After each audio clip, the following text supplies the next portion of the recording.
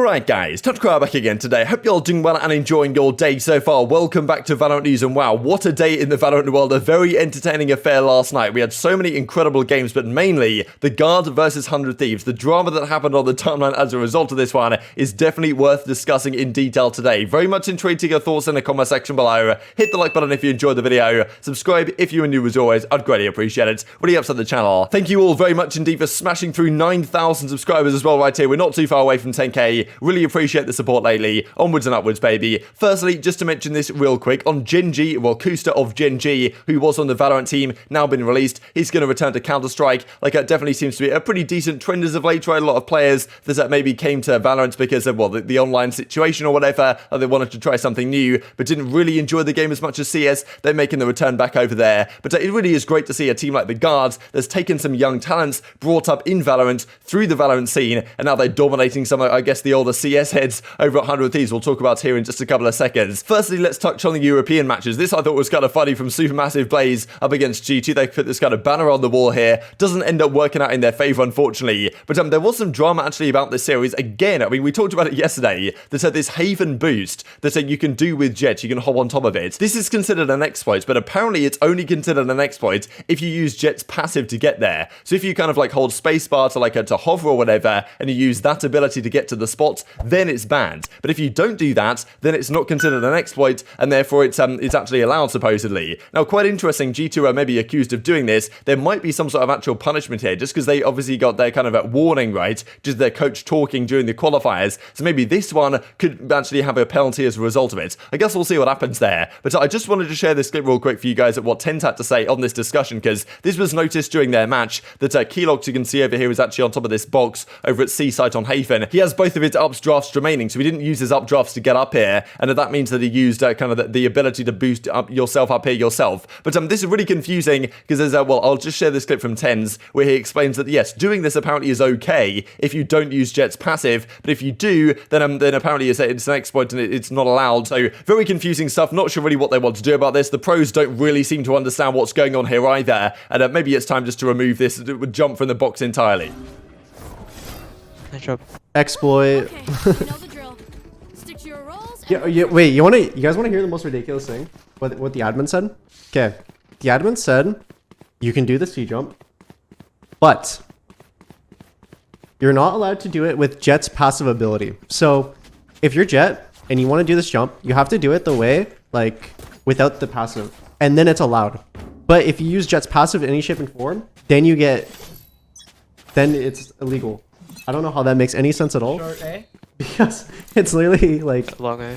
Like 2 or 3 you're just using your character's ability to glide to get up on the jump. Long right now.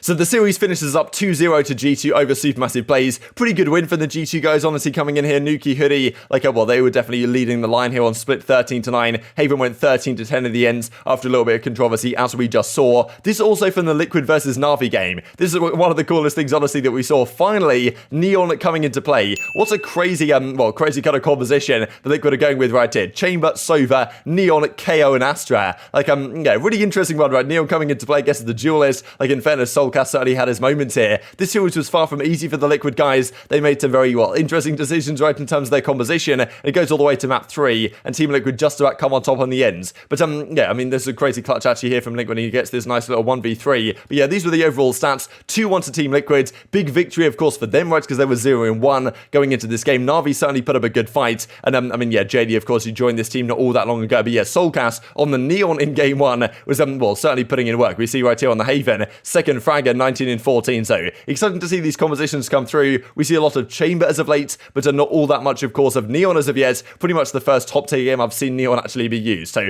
very exciting. Lots of talk really about the compositions, right, and whether Jet should be used on certain maps and what the situation actually is there. Teams definitely coming up with new ways to do this one. Let's talk about the North American side then. So firstly, it was Hex versus NRG, or Optic versus NRG, or it's a bit of a grudge match really here going on, but yeah, Hex wasn't particularly happy, right, that Optic right here is spelt without the I. He likes it to be spelt Optic. Optic as it actually is initially made. Of course, I think the way they do it right here is there's 4 letters. That's just how it goes. But yeah, this kind of well to kick off the series before it even began. This also then from NRG Som as well, they get completely blown out of this series. Very impressed really with Optic right here. Of course, I was maybe expecting NRG to struggle a little bit, but I thought they'd put up a greater fight than they did this series, to be honest. They get blown out of the park. Optic, of course, played pretty well, I thought, last week against Rise, but Rise was just so good last weekend that Optic found themselves in a tough spot. They needed to win this series, right, because if they lost this one, it'd be a very difficult time for them to make it out into the winners bracket, especially with still some great teams to play. But yeah, they go down at the end of the day. Pretty dominant stuff. Yay clutch a nice little 1v3 here on the Fracture to close out the series. But yeah, 2-0. This actually wasn't the 1v3. This is the ace with the Chamber. Like, I mean, yeah, just a good time really seeing his abilities be used. Chamber really, especially in the North American side, has really come into prevalence as of late. 2-0 to Optic as the series rounds down. Icebox goes their way 13-7, and then Fracture 13-5. Dominant force, especially this T side. I mean, 12-1 on the T side of Fracture. That is something not easy to do at all. Completely bowled them over. Marved 39-23 at the end of it. Like, yeah, dominant performance from him. But let's talk about the most entertaining series of the day. That was 100 Thieves versus the Guards. This is one I was really looking forward to. Like, I mean, yeah, these Guard guys, we know they're absolutely disgusting. This was a fantastic example here on Haven, where Trent finds himself in a 1 versus 3 with just a Ghost and a Spectre, and he just completely demolishes the 100 Thieves guys. I mean, look at this clutch he takes. It's just ridiculous. Hits a couple of shots, misses the first couple of shots, and then honestly, you don't really know what 100 Thieves are playing at right here, to be honest. Like, I mean, yeah, this double peak just really wasn't the best, and babybay, Ethan gets taken down as well. Like, you can't afford to lose a clutch like that. They go down massively in this game 1. At this point, they actually go down 10-2, I believe. In fairness, they almost make the comeback. This also was absolutely hilarious when, I mean, I'll share this clip actually for you guys just to close out the video, but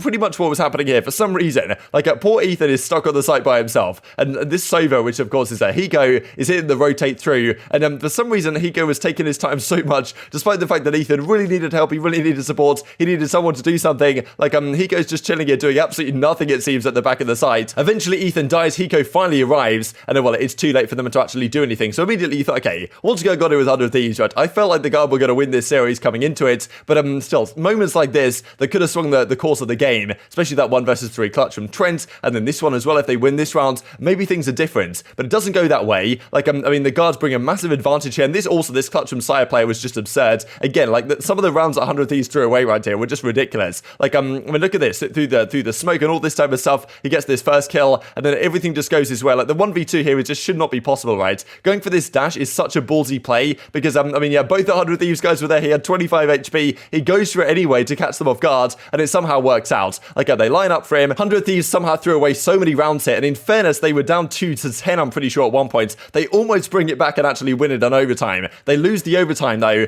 1-0 to the Guards. They bring it back in the game 2, and 100 Thieves win that one, and then we go to Ascent, where 100 Thieves have a very interesting composition, actually, that Vanity's going to discuss here in a second. But, I mean, the Guard dominate them the entire game. Like, it was honestly pathetic, really, from 100 Thieves. It was pretty embarrassing for them as well. Like, they do a pretty good job getting it all the way to game 3, and then they get blown out 13-0 on the final map of the series. Like, I mean, yeah, this was just tragic if you're a 100 Thieves fan, to be honest. And even as Vanity says, 100 Thieves Ascent comp feels very underwhelming. Why run Sky over KO when you're going no duelist meta and going for what I assume is maximum defensive rounds? Not really going to work out when you can't get a single offensive round. Lots of frustration about the way 100 Thieves played this series. They went down 2-1, 13-0 on the final map as Valentes. We're still D tier, dominated them at the start of the first map and at the finish. And yes, the Guard moved to 2-0 and 100 Thieves moved to 0-2. That performance from us was actually unacceptable. Not much else to say. Just can't happen, period. It says nature. He's not happy about it, understandably so. But still, I honestly felt like the Guard were favourites coming into the series on recent performances. They certainly delivered on that front. I mean, the drama just continued on the timeline. This one from Zelsis from version 1. Imagine cutting steel, selling nitro, and this is what you get, right? Still, a loss comes through. So yes, definitely people were clowning 100 Thieves. That's what happens really in North American Valorant. If you lose a series, not only do you lose the series, but then everyone roasts you on the timeline. And it may be understandably so. This is also from Yay. 100 Thieves are about to buy players from the Guard. In fairness, the Guard are owned by Cronky Sports and Entertainment, I think, and they actually have more money than 100 Thieves. So it's kind of the other way around. But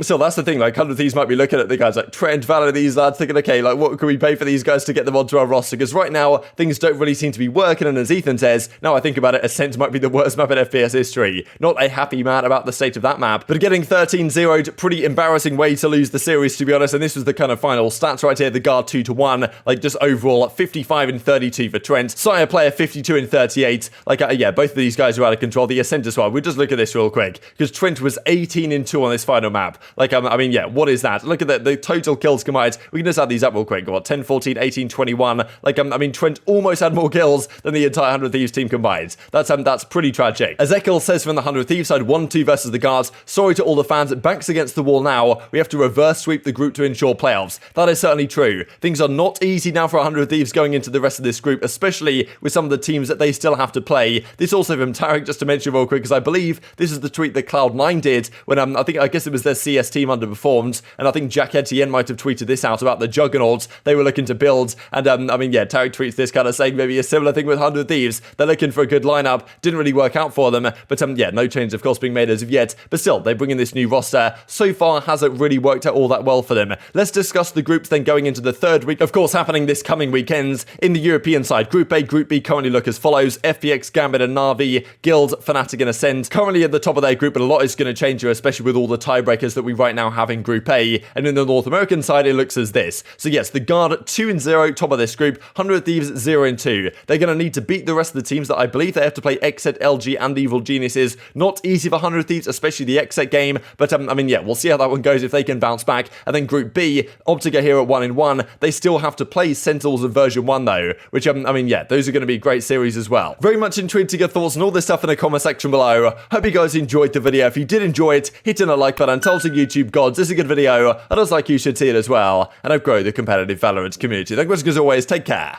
and I will see you next time. They're getting in off of it, but okay, nice. Ethan gets a couple kills. Gets the info. Oh, the shock. I mean, Hiko, bro, you gotta get in sight with him, man. Nope, Hiko's just chilling. Hiko, get in sight with him, man. He's mad. No, Hiko is gonna drone, bro. He Dude, backed up and went a drone. Oh! He's actually just Where the stuck bloody back hell is sight. Hiko? Like, dude, you know they're both out sight off your dart and his dog, and you're just you gotta hold the one. I got a drone, bro. I got a drone. Oh, God. bruh. Pops to the Vandal, knows one is going to be a Cubby, should know one is in long in the Hunter Sphere. They're just trying to secure this bag. TenZ with one more opportunity to try and find a tag, doesn't get it. Now Hiko, does he stick? He's got to at least get it to happen. He's not even. Trent playing with his food. No one here on the side of the I mean,